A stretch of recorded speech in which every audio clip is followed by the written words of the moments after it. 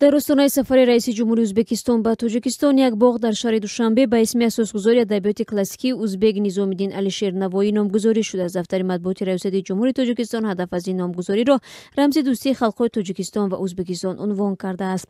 در امر پرزیدنت امالی رحمان که روز 5 مارس امضا شده آمده است که باغ 50 سالگی جوانان واقع در کوچه بهزاد شهر دوشنبه به نظام‌الدین علیشیر نوایی نامگذاری شود. رئیس جمهوری تاجیکستان همزمان به شهرداری دوشنبه دستور داده است برای تهیه لایحه مجسمه عبدالرحمن جامی و علیشیر نوایی آزمون اعلان نماید.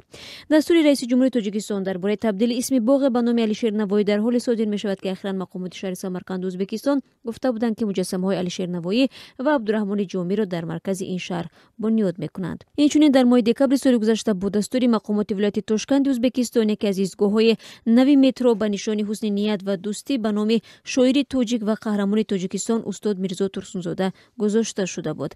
تبدیل نام باغ 50 سالگی جوانان به نظام‌الدین علیشیر نوایی در استان سفر شوکت میرزیویف رئیس جمهوری ازبکستان به تاجیکستان صورت میگیرد.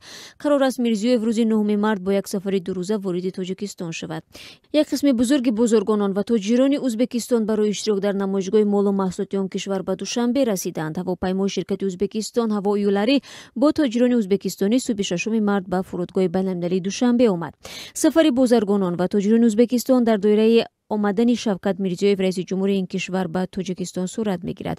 گروه دیگری بزرگانها و تاجران در نزدیکترین فرصت به دوشنبه میرسند. خود شوکت میرزیویف روز 9 مارس به تاجیکستان میآید. در دوره سفر خود به تاجیکستان شوکت میرزیویف با همتای تاجیکش امالی رحمان رئیس مجلس نمایندگان شکرجان ظهور و سروزیر قاهر رسولزاده ملاقات خواهد کرد. خبرگزاری آزیا پلوس از قبل منابعش در حکومت تاجیکستان نوشته است مراسم استقبال رسمی شوکت میرزیویف پیش از ظهر 9 مارس در قصر ملت برگزار شده. بعداً پرزیدنت‌های دو کشور در دایره ملاقات یک به یک با هم دیدار خواهند داشت.